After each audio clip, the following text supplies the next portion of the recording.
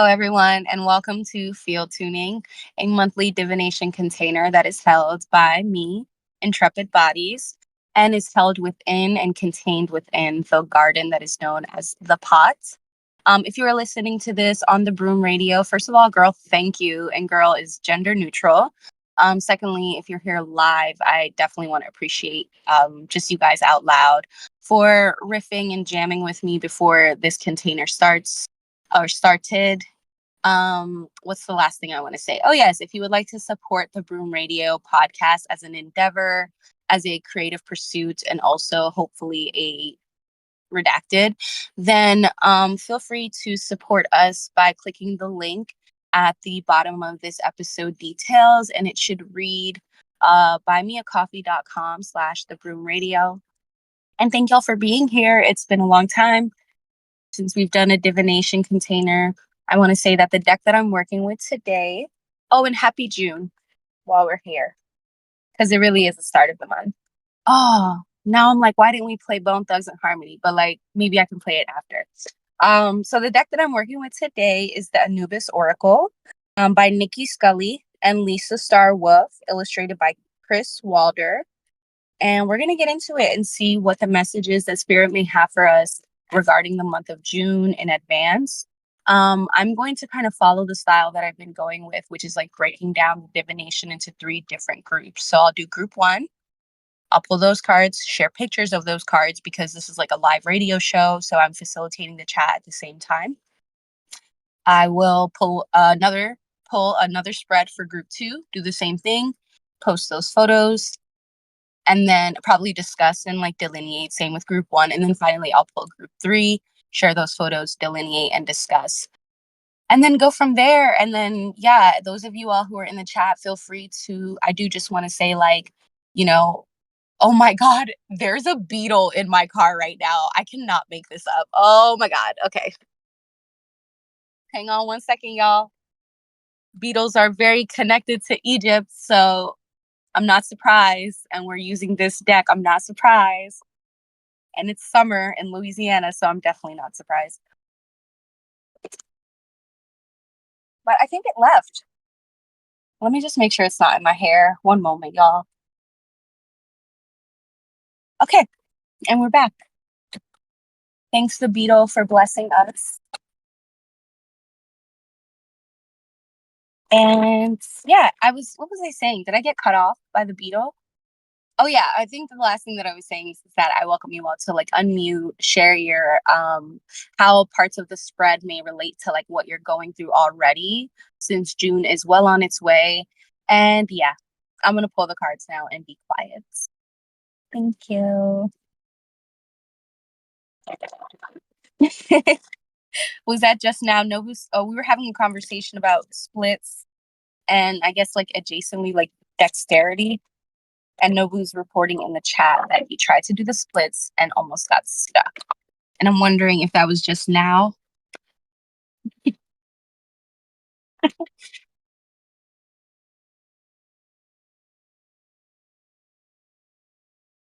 Spirit, I am curious for group 1 as I hold that question outside my field.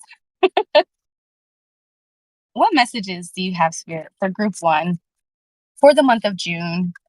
I also want to just kind of give a nod to the spirit of Anubis, of which this deck is sort of inspired by.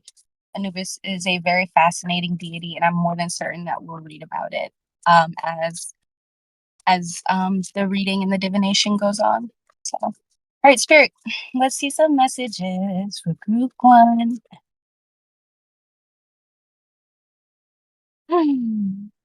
Card 1, card 2, and card 3. Hi. All right, the 3 cards that I pulled for group 1, I'll read them and then I'll share the photo. We have the first card is Amun Ra, which represents solar energies, transfiguration, and alchemical gold. So that's Amun Ra, solar energies, transfiguration, and alchemical gold. The second card for group 1 is Anubis, representing surrender, shaman, and enlightened heart. So again, for group 1, the second card is Anubis, representing surrender, the shaman, and the enlightened heart. And then the third card, oh my God, I got chills seeing her. Yes, yes, God. The third card that we have is Hathor for group 1. Hathor, representing magic, the medicine woman, who also represents integration. Again, Hathor, representing magic, the medicine woman, also representing integration. So bear with me just a moment, y'all. One day, I promise I'll have a fancy editing setup to where I can just edit out this part of the podcast where I'm taking the photos and sharing them. Or you could just join the broom. I'm just saying, and see these cards live. So bear with me just a moment for y'all who are here live. The chat is popping right now. Curious if anyone wants to come off of unmute and kind of weave some of these symbols. I know some of us here do work with these energies, and if not the deities themselves, the signatures, I'm sure, might bring something up for y'all. So feel free to unmute and share.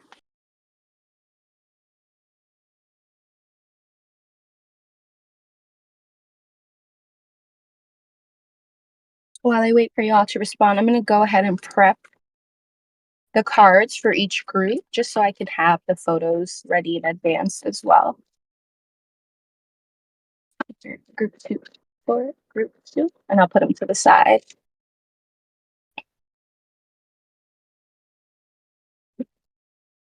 Ashe. I see some resonance happening in the chat for some people. Some relation to Anubis, Sirius, the relation to Cancer season, the relationship to, oh yeah, Anubis to Odin. Did I already say that? These weavings are, I feel, all like very powerful.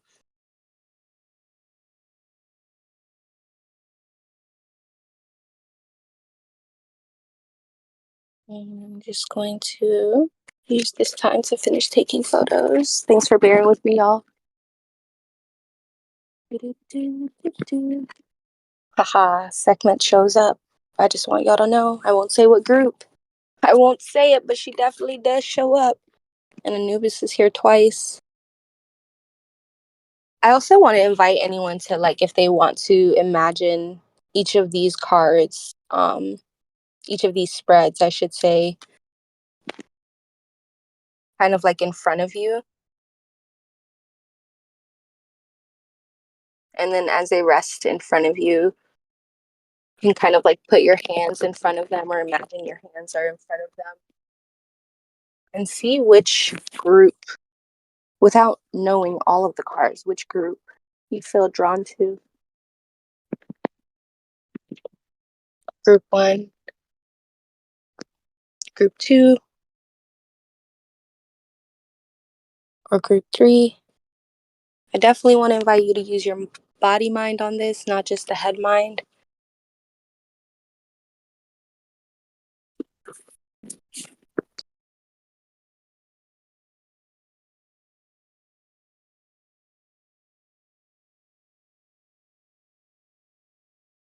Mm.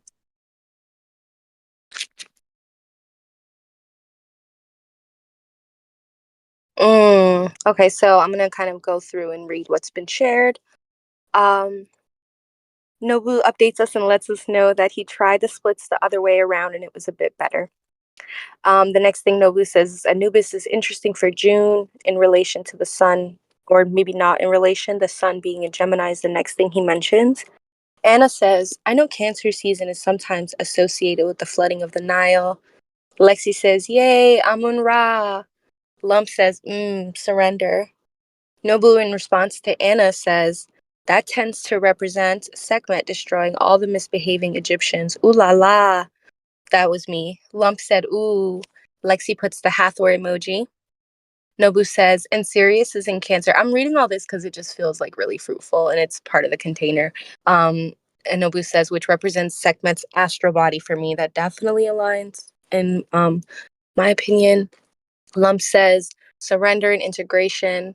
And Nobu also says that also Sirius A represents Anubis for me. Ooh, so this cascade, which we've talked about in other containers and different radio shows on the Broom Radio. So shameless plug for why am I like this, because there are definitely recordings on some of the geometries and some of the deity kind of like family tree that we're talking about here in relation to like the stars.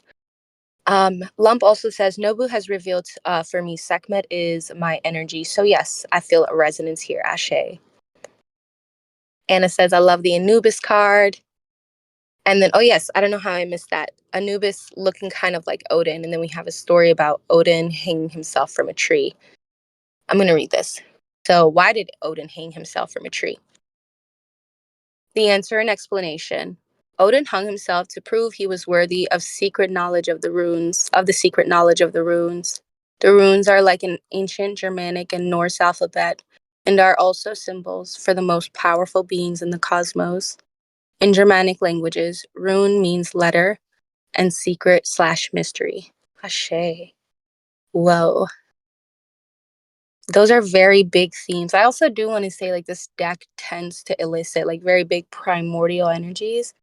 Um and so when I think of the runes and this relation to like these deities, this like sense of like primordial energy for the sense of June just feels like a very like present anchor right now, like just in this container. So I do just kind of want to like offer that and then ground that, because I know the word like primordial can be a lot for a lot of people, but I also feel like that's the fun and the point of divinations like this for me, and like containers like this is to kind of like piecemeal these big energies. Um yeah. So Nobu shared in the chat a screenshot of the Viking bind runes, and runes say, some of them say courage, heart, divine energy, creation, ending the end of strife. Ooh, health and healing, health and vitality, eternal love. Ooh, my heart space. These feel so powerful. hmm Yeah, when I think of primordial energy, I feel like energies that are related to like secret or the esoteric or things that are like occulted outside of like the conscious mind's sense making capabilities. I definitely just channeled that because like I didn't have that sentence completed as I was speaking it. Um, so yeah, this is all beautiful. I'm so glad this is all coming up right now.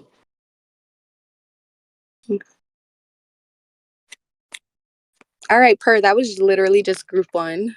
So I'm going to offer my weaving and try to make this as succinct as possible when it comes to a message or a like guiding breadcrumb for anyone who resonates with or feels like that group one, these cards align for them. So for Amun Ra, I also want to read one of these. Does anyone feel I'm gonna read the Anubis card because there is a lot of like attention built up around this picture of Anubis like hanging upside down in a tree, like wrapped up in like golden threads in a very like, I'll say it because this is an adult container, in a very like phallic, symbolic sort of way. And so I'm just like, I'm gonna read this card. I want to know what the T is. You know what I mean? So yeah, bear with me just a moment. All right, so this is not the key card, Anubis. This is the 12. 12 is also a really big number in Chaldean numerology, but I don't get into that. So Anubis, representing surrender, also representing the shaman and an enlightened heart. Anubis is known as a god of the underworld, which is actually the inner world. He is the enlightened heart shaman, the opener of the way, who went before us to pave the way so that we might follow in his or their footsteps in our own search for enlightenment. Anubis knows how to surrender their heart and the entirety of their being. I'm gonna just say his, honestly. Sorry, I just had to like work with that in my channel. Anubis knows how to surrender his heart and the entirety of his being to ever expanding cycles of death and rebirth in order to step more fully into his divine humanity here on earth. He is our ever faithful companion and guide, a stalwart protector who assists us in our ego deaths and in the renewal of our soul's true purpose. He walks between worlds and knows how to sniff out the passageway between the form and the formlessness. He guards equally by day and night.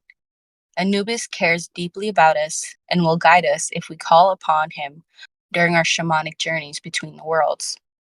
We can also call on him when someone we love dies, as he leads people safely through the transition we call death. When you pull this card, the shaman within is being awakened, and you are being asked to surrender and let go of your old perceptions about how things are. With Anubis's guidance, you can view your world or whatever situation you're exploring in a new way.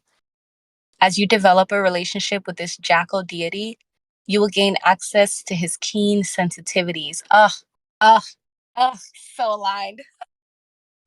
He will help you find things that you have lost and can connect you to those you love who are no longer in this world. Take some time to sit and meditate with the image on this card. Will you choose to travel with Anubis? Feel yourself surrender, if it aligns, of course, to the powerful shamanic journey that awaits anyone who does. Yeah, this is really powerful. I get the sense that for group one, like there is some like powerful like solar like energies coming through in the sense of like maturation, crystallization, or whatever you may call it. Like this, I just keep this like keep seeing this image in my mind's eye of like a cycle or a spiral that's been going for a while and like growing and then like stops and then like atrophies in order for a new spiral to like be created.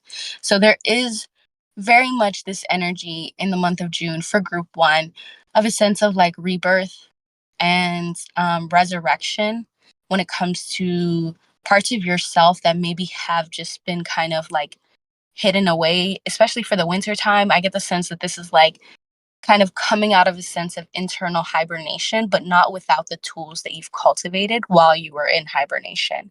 And so, in other words, this sense of self that's sort of bursting out, but it also is making those moves with a sense of maturity because it again is not making those moves without understanding that the underworld or the inner world, that these tools or these keys that you've been given by Anubis or whatever deity does this work in your personal lineage, these are things that you cannot erase. These are not things that you can like easily like do away with. You can ignore them.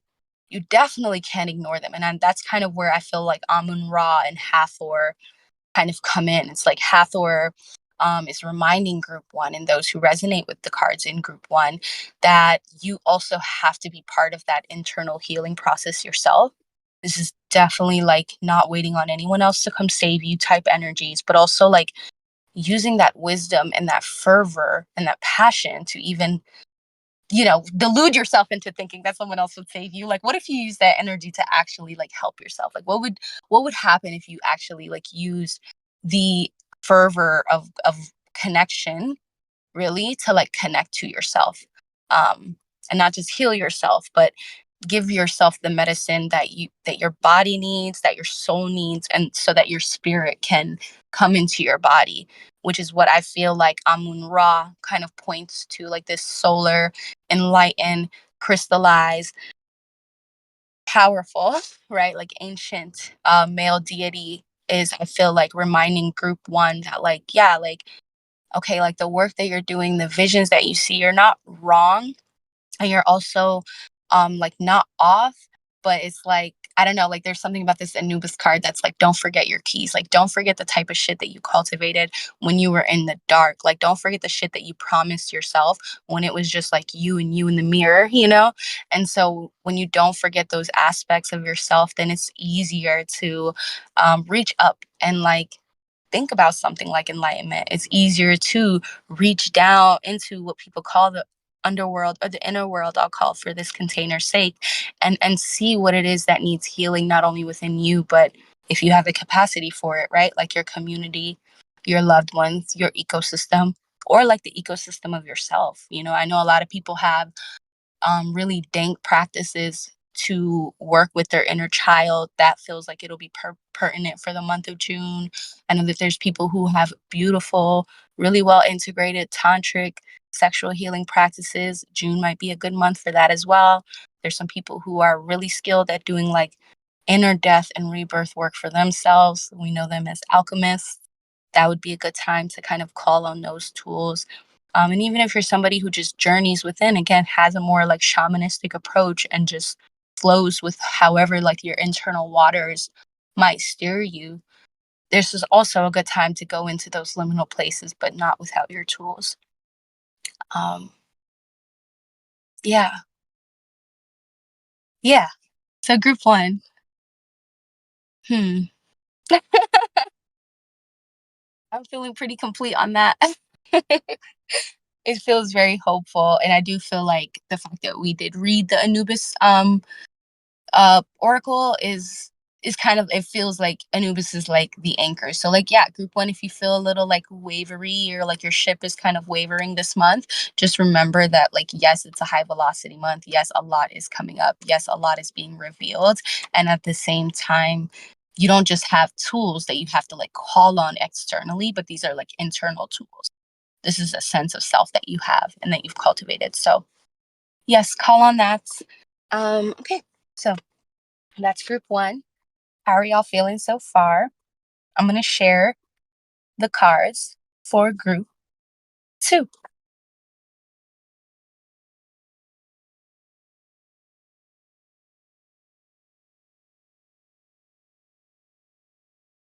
Okay. So, group two loading in the chat. I'm going to take a sip of my drink.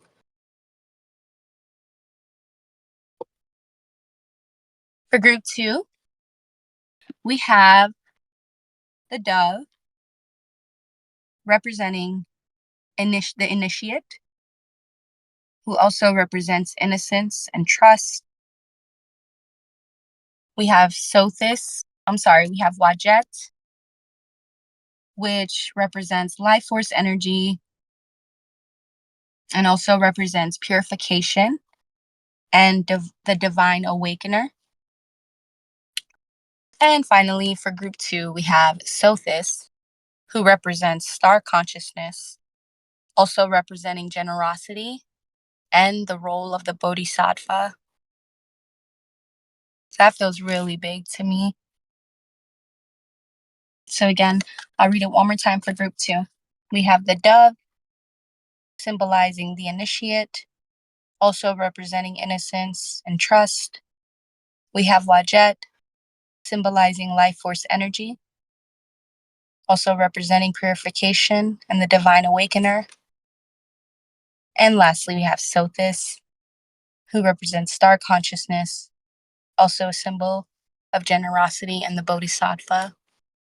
So, group two, this is very like ephemeral, ethereal, past life, parallel life recollection, which could be a little like woo for people, and I totally understand. But I'll get into the weeds of this. And I feel like this is about like lineage codes in short. And what I mean by that is like the keys and the understandings and the uniqueness and the essence of the individual, right? Like group two, this could be like, you know, a deep purging of like identity wounds as it relates to like your sense of self through virtue of like a greater sense of like remembering or recapitulation of your many bodies, right? Like the physical, the soul, and the spiritual body. And it's way more complex than those three bodies, but it feels aligned to just speak to those three bodies right now. But I feel like for group two, what is also coming up for me right now before I like read the cards or even start divining on them feels like if I had to like localize it, like group two would probably be the group that's working on clearing and recapitulating that connection between their solar plexus and their crown chakra. And so this is like a really, yes, Lump asks ancestral, I would say yes. Anna also says, who is Sothis? She's new for me. Yeah, I'm feeling a pull to kind of read about Sothis. Nobu also says, Sothis sounds like Kuan Yin in Sirius B for me. Yeah. Yes, that definitely aligns for me. Um, this like almost like great celestial mother is the sense that I get from that, like this healing bubble surrounding people who are relating to group two. Feels like I feel like group two, the month of June is going to be like very internal.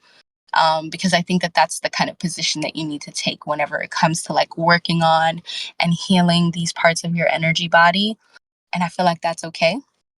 Um, I also another thing that I get, oh yes, with the Wajak card, that was another thing is that, oh yes, that's what I'm getting for this other group. And I'm not just saying this to like gas y'all up, but I'm like, okay, there's this like image that I'm getting in my mind's eye of like a golden egg.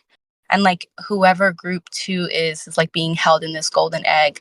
And like there's this card, the Wajak card is like a very golden kind of card. The colors are mostly like golden, green, red, and then we have some lotus flowers at the bottom that just feel like a theme that's connected to these cards, but not necessarily connected to Wajat, if that makes sense. So, anyways, what am I saying? So, this golden egg that I'm thinking of in my mind's eye, I do get the sense that as much as whoever relates to group two might be hermiting or might be doing more internal work, doesn't mean that they're not going to get a sense of like connection with the outside world. Ironically, as much as group two is going to hermit, they're going to have as much energy to like play, which feels counterintuitive because I feel like when people, and this might be like a little bit of dismembering around the archetype around the hermit, which I'm more than happy to do because I think that people associate hermiting with just like hiding from the world. And that's really not it. Like, that's really not it. I feel like people who hermit are actually like, for the most part, for the most part, honestly, actually, it's actually pretty rare. But the way that I see hermiting is like it's an opportunity to like cultivate your taste, cultivate your preferences.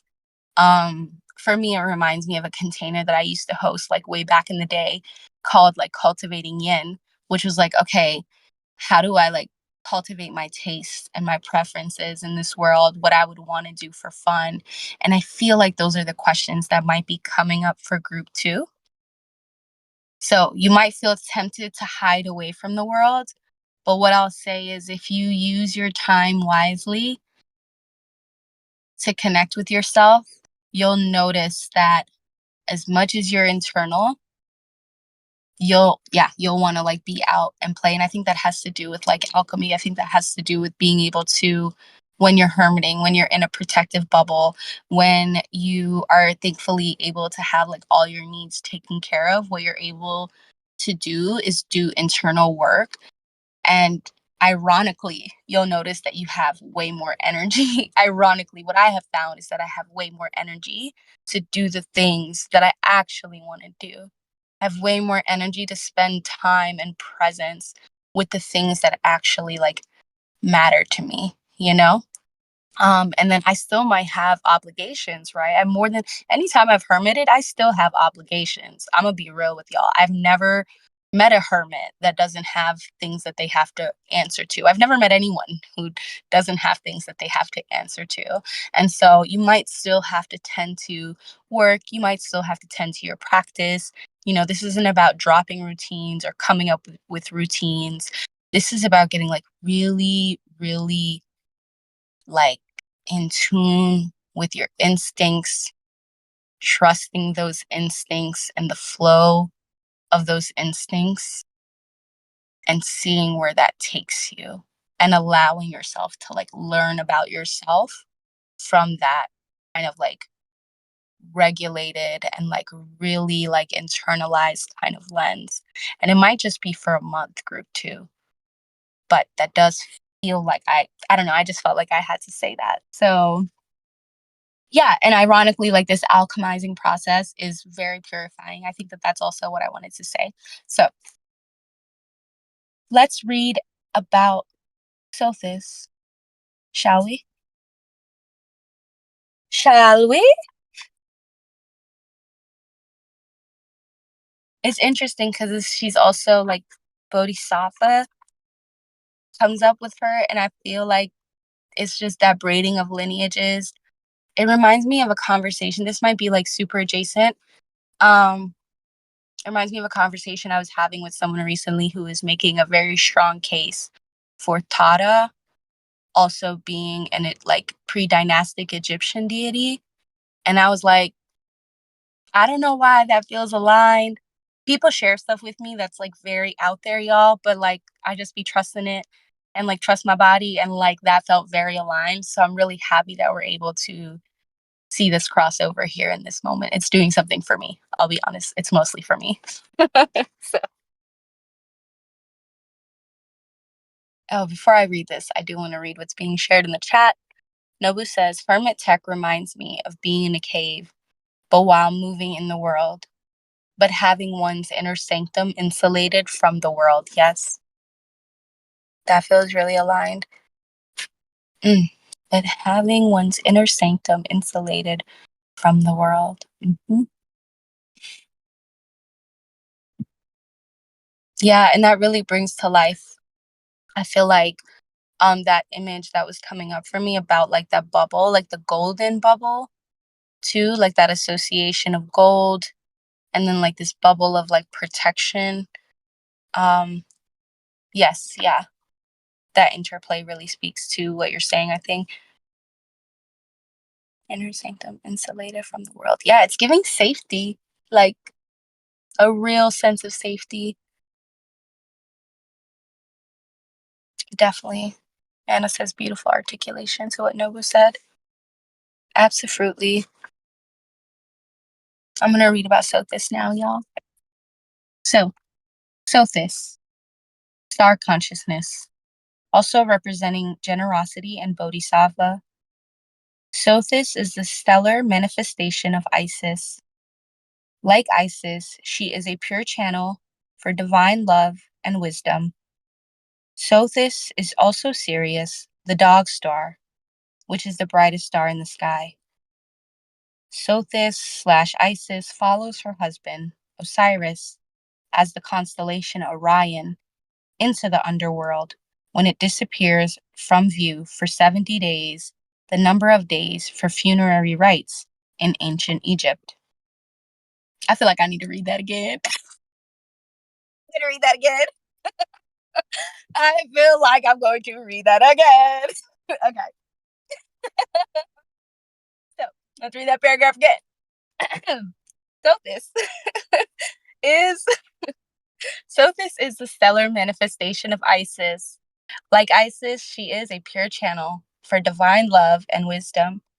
Sothis is also Sirius, the dog star, which is the brightest star in the sky.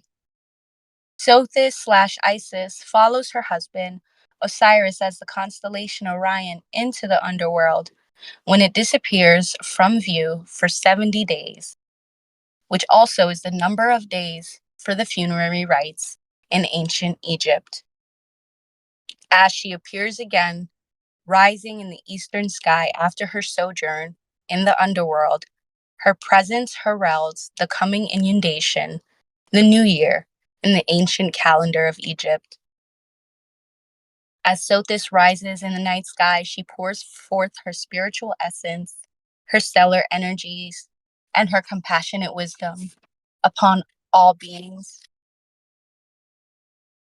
Through her willingness to offer us these precious gifts and her guidance, we are elevated to a greater understanding of our own soul's purpose and the reasons why we are here on earth at this time.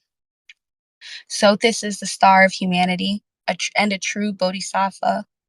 calling forth the best in each of us and inspiring us to step my throat chakra, to step into our greater selves and offer our own unique gifts back to the world.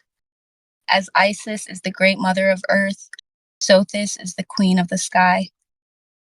If you've pulled this card, you are being asked to embody your star consciousness. The star of your being is rising, using this as an opportunity to be seen in the world and to emerge as a conscious teacher of something your life has taught you. You have something wonderful to share. If you find yourself having an underworld experience or inner world experience, you can be sure that you will rise again when the time is right and the cycle is completed. Instead of despairing, you have the opportunity to express your gratitude for all that you have learned on your journey.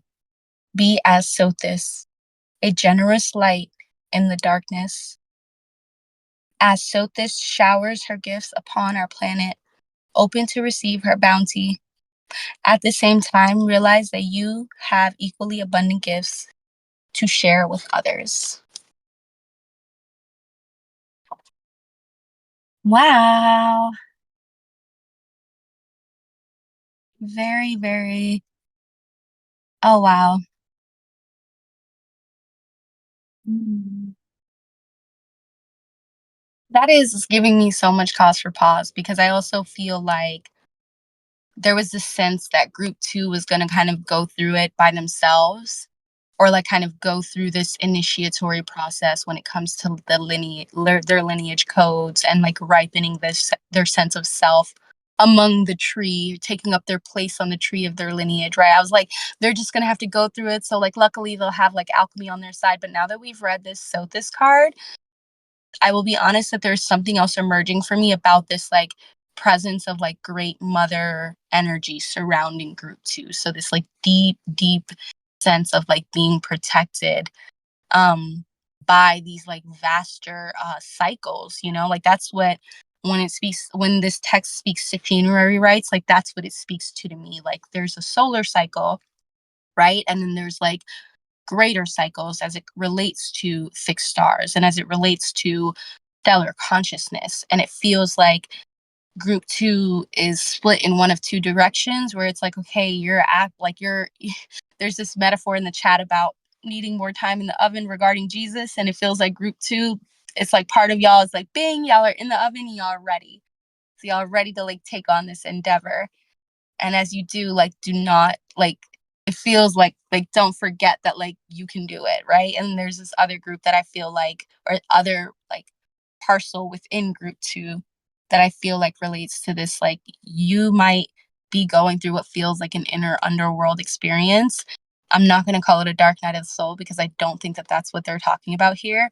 But I think that what it actually relates to is like this awakening to a sense of interconnection with, I'll just say it, like all that is. And it might be hard, but trust that you're going through this recognition in waves and in cycles. You know, you won't always be at the top of the funnel, right? Or you won't always be at the top of the awakening crescendo, right? Sometimes you're going to be like at the bottom of it, and that's actually like a safety measure probably for yourself and your spirit and your own integration. So that's what Sothis kind of speaks to me. This like respecting of like greater cycles, understanding that you're not going to have a breakthrough just because you finish your like Saturn return. That's not how this works. You know, like that breakthrough might just come one day when you're scrubbing your floors after you spilled something, you were really fucking pissed at yourself, you know, like that's when these moments I feel actually really happen in life, you know. And it's not going to be tweetable. Twitter might not even be around when that big breakthrough happens. Like I'm just being real, like all these possibilities are like facts to me. And so like I'm like, okay, you have to trust like group two, trust the bigger cycles, trust the larger scope of things, trust that it's not, these cycles are not just about like you winning, right? Or like your ego winning. These cycles are about like growth and fecundity and ensuring that like plants root and grow and that animals can like live and thrive on this planet as well. So Yeah, big Sothis energy, I think, coming through to remind us that, yeah, group two, not only are you going to be all right, but like you're part of also a greater crescendo that won't forget you. So that's that on that. And I also feel like it cleared up some egregores about ISIS too, like us just kind of like talking about that. Like I've said this before on a different like radio show that like this idea of ISIS like sacrificing everything to like make sure that like Osiris was good. I'm like, feel like that's not the whole story. And so I think that this like the Sothis colors in a lot for me as well. But I'm gonna pause there. I said a lot. I'm kind of curious what's coming up for y'all. See what's good, what's good. Mm-hmm.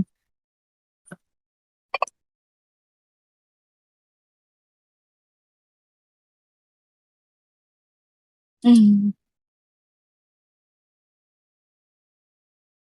Mm-hmm.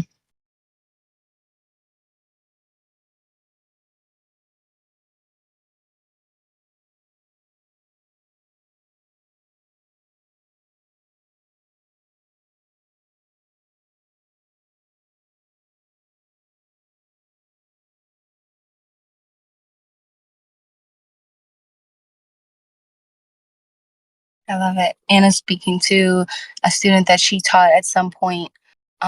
Favorite student. She says it was named Isis, or their name was pronounced Isis. Mhm.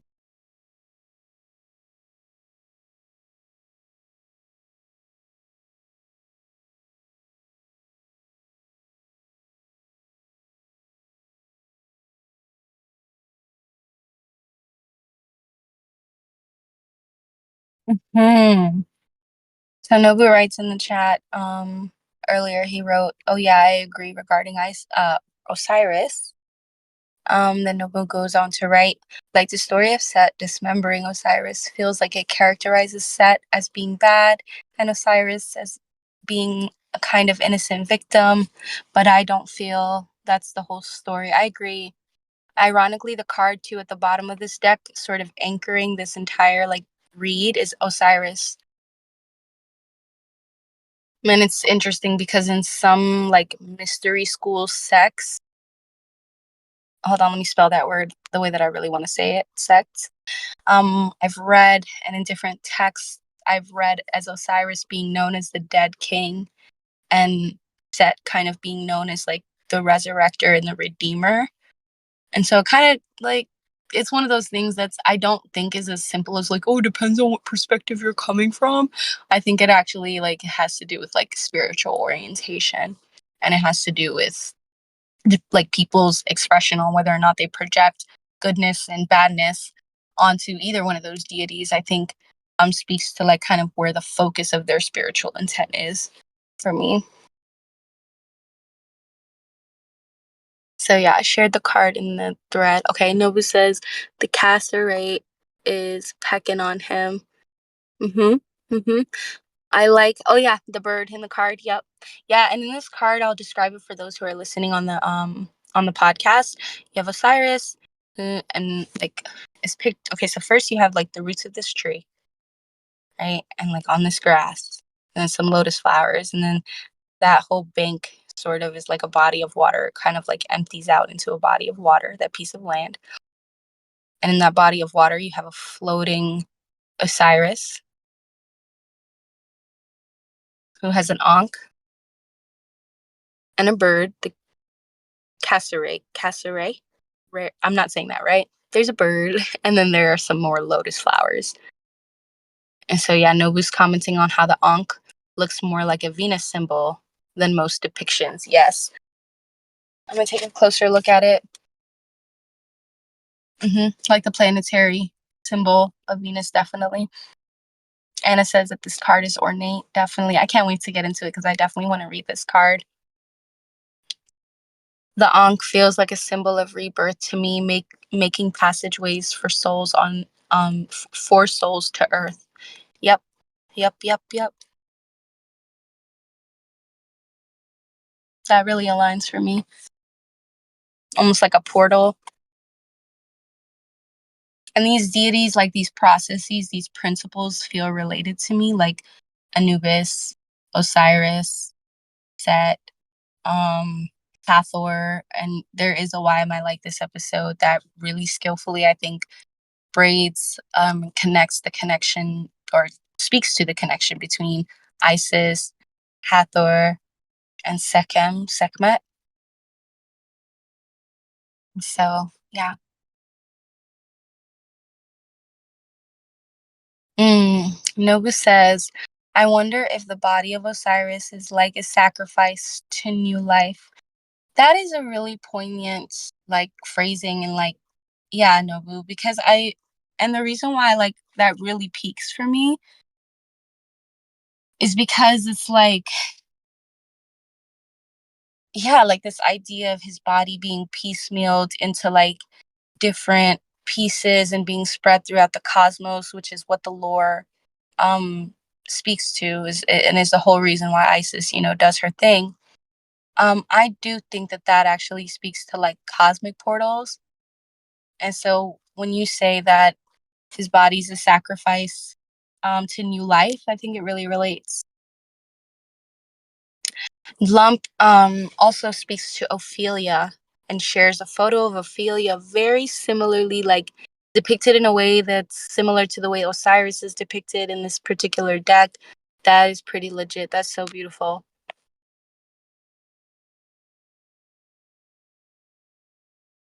Mm-hmm. Yes. Okay. Okay. So Lump says Ophelia is from the Shakespeare story, from Hamlet. Yep. Oh snap! I can't even get into that delineation because like that whole Akash just opened up for me regarding like my Shakespeare classes. So I'm like, let me close that up because now I just remembered who Ophelia is, and that really relates to me. This connection between like regeneration, beauty, the vessel at hand being like a sacrifice to like these greater ideals. Oh my God, so deep. Okay, let me not go there. Back to the chat. So Nobu writes, thanks so much for sharing that Lump, by the way. That feels super connected. Nobu says, yeah, it reminds me of the lore I channeled about Ra's awareness being split up and anchoring the cosmos with black holes. That is powerful. Whew. Wow. Ra's awareness being split up. That really tracks for me. Definitely. We have literary weaving in here. We have deity weaving in here. What doesn't get touched in field tuning? Nothing. But I do want to get to group three, and then we'll talk more about Osiris. Um, okay, so group three, I'm going to share the photos for group three, and then I want to hear from y'all too, like which group is speaking to you, which group feels like it's speaking to where you are or where your path is taking you this June, this month. And for group three, we have Sekhmet. The first card is Sekhmet. It's the symbol of transformation and also represents fierce compassion and a healer. The next card for group three is the key card of this entire deck, Anubis. Again, representing, or in this state, I should say, and in this spread, he represents the opener of the way. And the final card for group three is Isis, Holy Mother, Holy Queen, Mother of us all, the embodied manifestation of love. Ooh, group three, child. What can I say? What can I say? What can I say? Oh my gosh. There's so much coming up for me for group three. Yes. Oh, we have an Ophelia emoji now in the room. Oh my God. Oh, come fuck with us. Oh, snap. Oh, Lump, that's so cool. Lump also shares this poster on their wall of what looks like a shading of, is that Tara? And it says embody. Avalokitesharva. That's, yeah. Okay, wait. Help me say it. Because I'm like, I used to know how to say it. I don't know how to say it.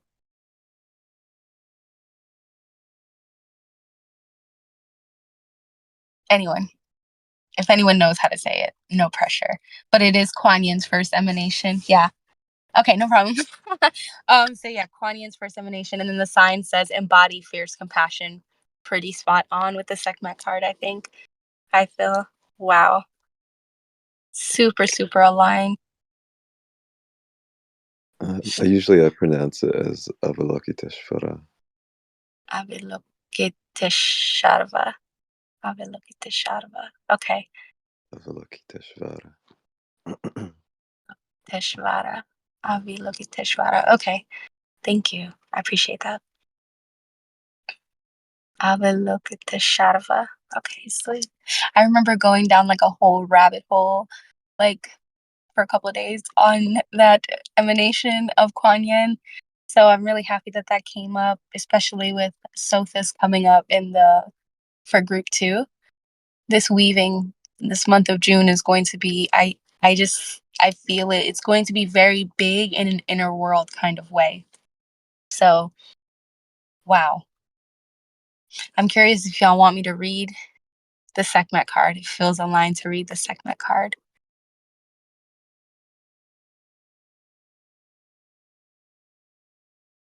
Okay, so we have some further clarification on the image. Nobu says one of her feet of the image on the image that Lum shared says that one of her feet is on the floor, which is usually associated with green Tara, and that Tara for Nobu is associated with Sirius C. Hmm. Yeah, that aligns for me too. Wow.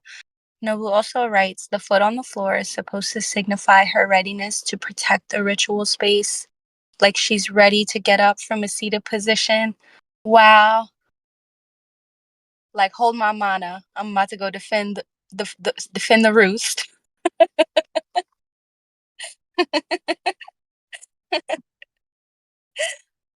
Hold my earrings. Takes off press on nails. Hold on. Hold on. Somebody said something. I thought somebody said something. I also really feel anchored by that idea of like being ready to protect a ritual space. It's so rare. It's so rare for people to do that work. So I'm really happy that that's in this container.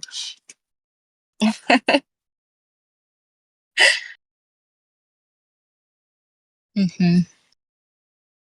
Absolutely. And a reference is another lineage space in the broom known by the stick, which is literally coded to, I guess right now what it's doing is like kind of holding the fallout from um like other ritual spaces, and then like reprotecting itself as a ritual space as it stands, but I won't get into that now in this container. Um but let's read the Sekhmet card.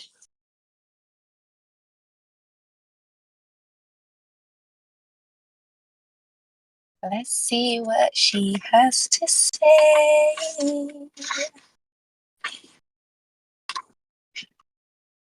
Wait, where's she at?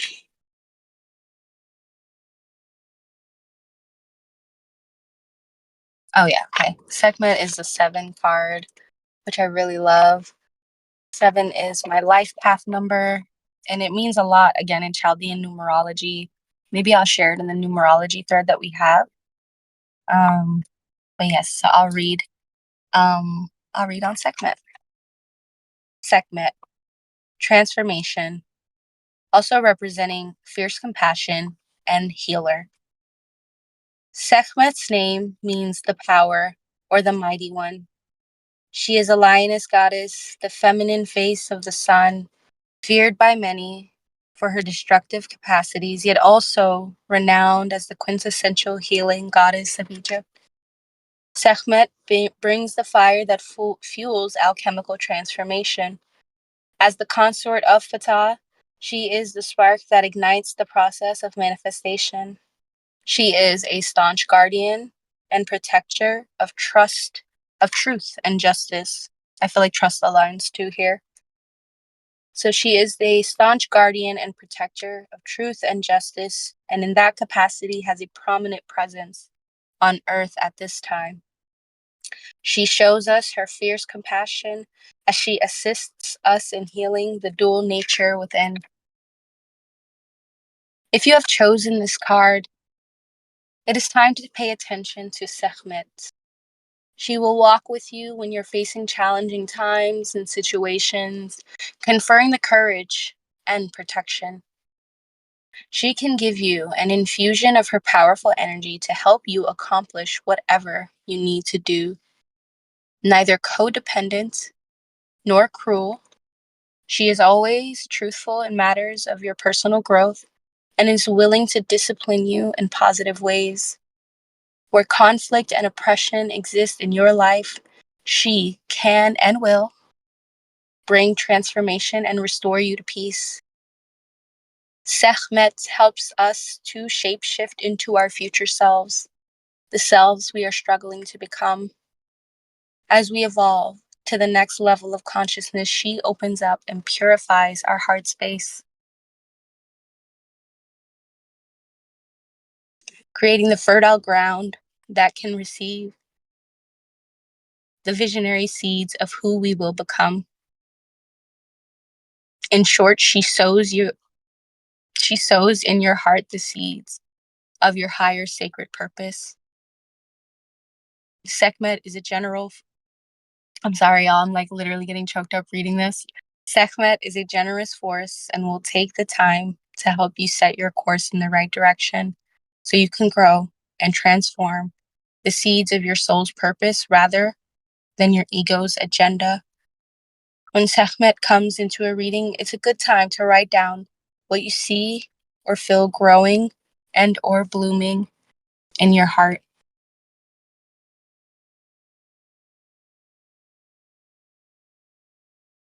Wow. Nashe.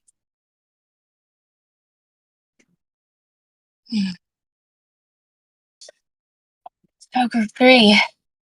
All of my own emotions aside, I have this sense that group 3 is really like kind of carving their own path.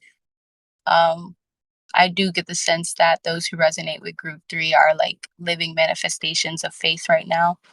And I always kind of liken that this kind of level of faith that I'm feeling into is like the kind that like would like cause your ancestors to shake, but to later on cause them to like cheer you on type faith, you know?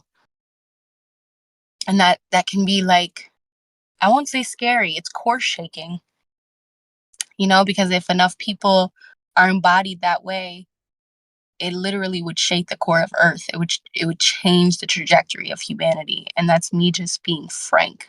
I'm not speaking from like an idealistic place when I say that. So to live on faith, to walk by faith each day, not necessarily by the sight of your two eyes, takes a lot. And again, I think the Sekhmet card here is to remind you that you're not doing it by yourself.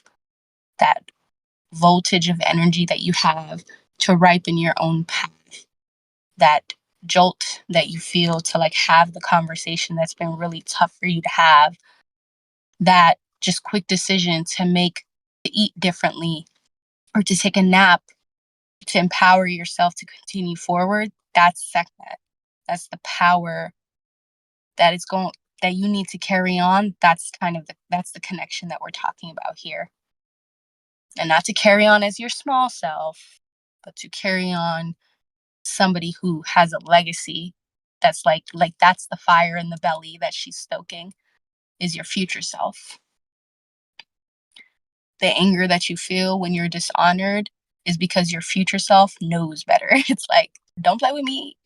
You got a lot of shit to live for. That inner voice that's like, don't play with it, don't play with it, don't play with it. That's to me. And I mean, that's how segment speaks to me. And I'm like, what's the it here? And she's like, you. No, let motherfucker play with you. Okay.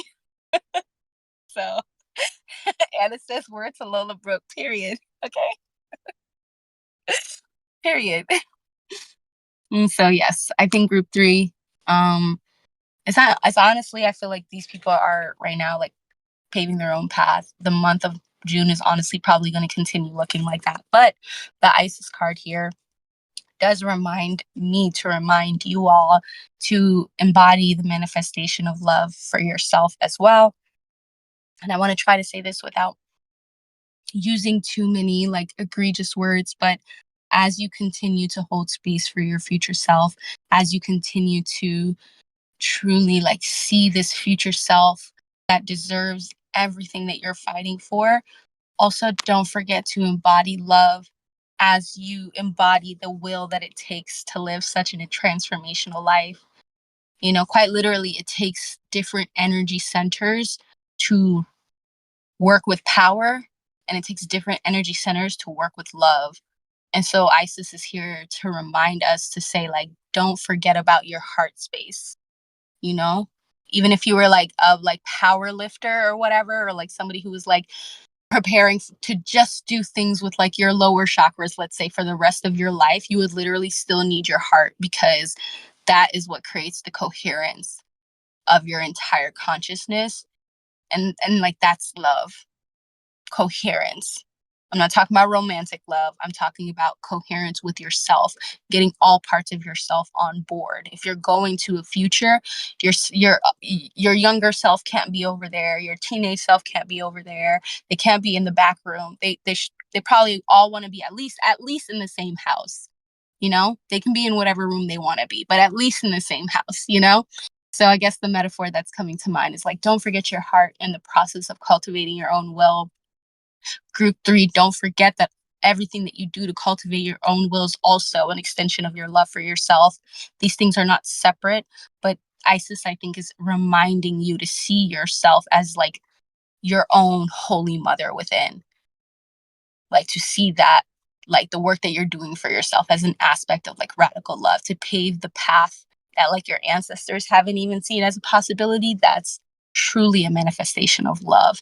And so if it means that you are wearing the same t-shirt 2 days in a row, if you haven't been out and about and haven't danced and like popped your ass, that's okay. That is okay. That is okay, because again, this journey is not about just satiating, at least for me, is not about satiating the ego. These goddesses and deities are not to be called upon if you're just satiating the ego. So, group three, I feel like y'all probably already know that. So, I feel like my reminder is like to just keep going and like not forget to like love yourself and remind yourself that you're doing great. Um, oh my God, sorry. Oh, I just saw what Nova wrote and that just like hit me in the heart space. But yeah, I think that's a wrap up for group three.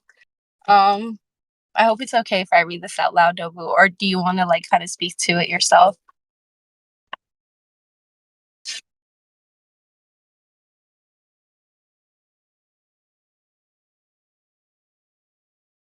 Nobu said in the chat, I was saying sorry to the God within for forgetting myself in my dream this morning.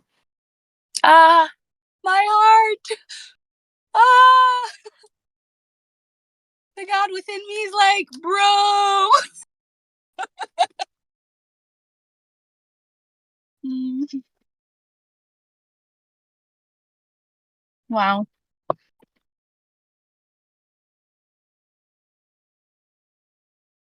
Oh, wait, what? Okay. What? No, then Novus follows up by saying, and then after my uncle Vincent gave me a dark liquid to imbibe and purify my throat chakra and my heart space. Oi, oi, oi, oi. Mm. Ooh, is that why your voice is gone?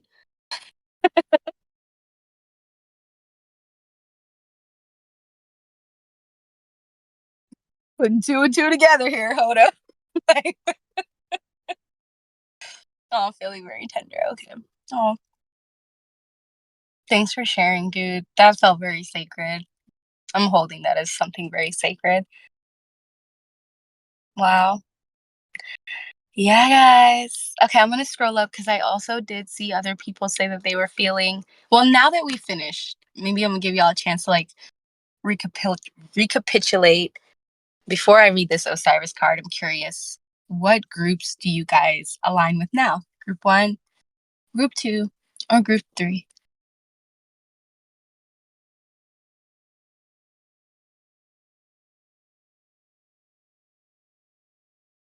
Mm.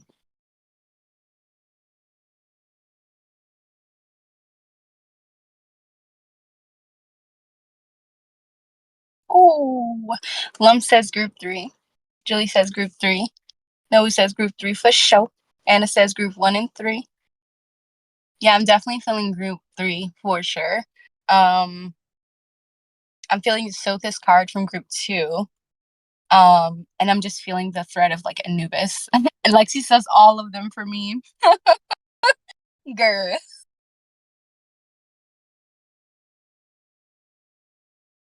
Mm. Yo, I know these.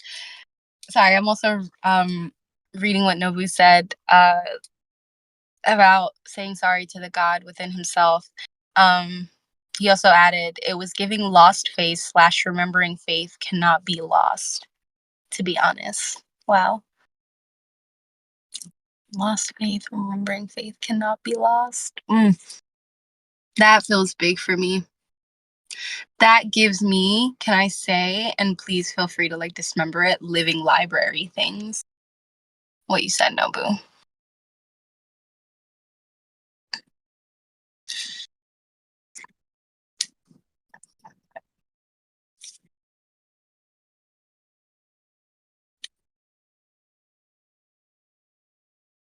Lump also said, I feel closer to segment now than before the reading. Oh, I love that. Hmm.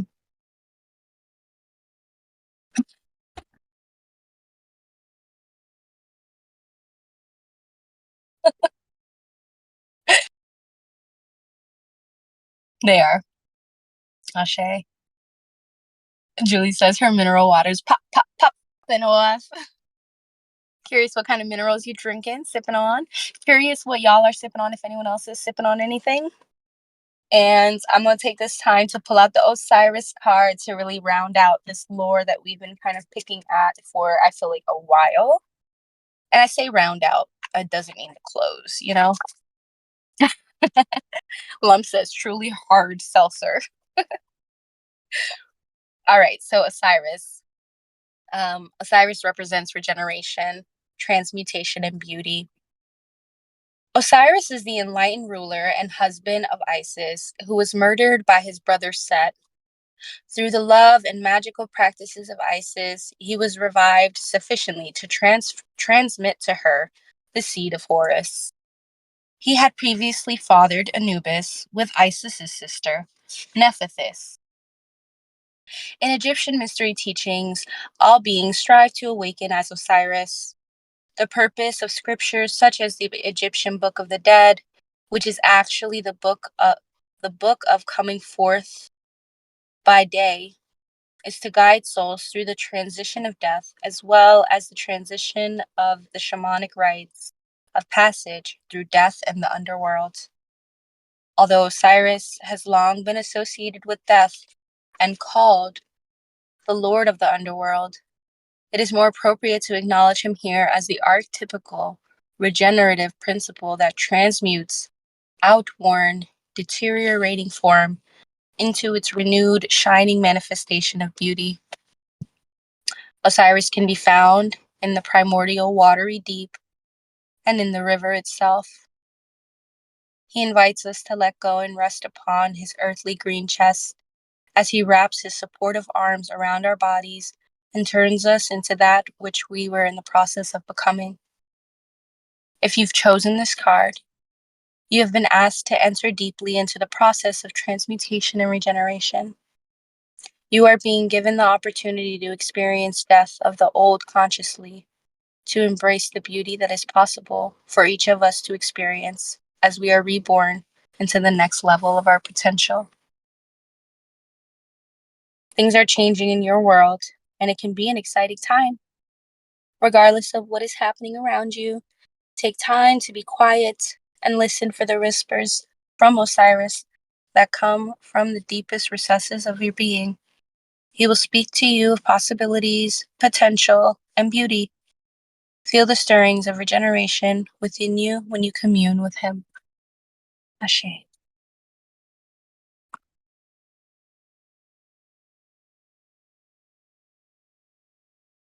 Beautiful. Well, I do want to say to everyone who is listening to the recording, I am going to end Field Tuning the podcast episode here. I want to thank you all for listening. Join next month. Again, Field Tuning happens the first Monday of every month. So I'll be back July. And in the meantime, please again feel free to join the Broom Discord, support offerings and radio shows like Field Tuning by supporting us on Buy Me a Coffee. All the links will be below in the episode description. And I'm wishing everyone a peaceful and blessed month of June. Peace.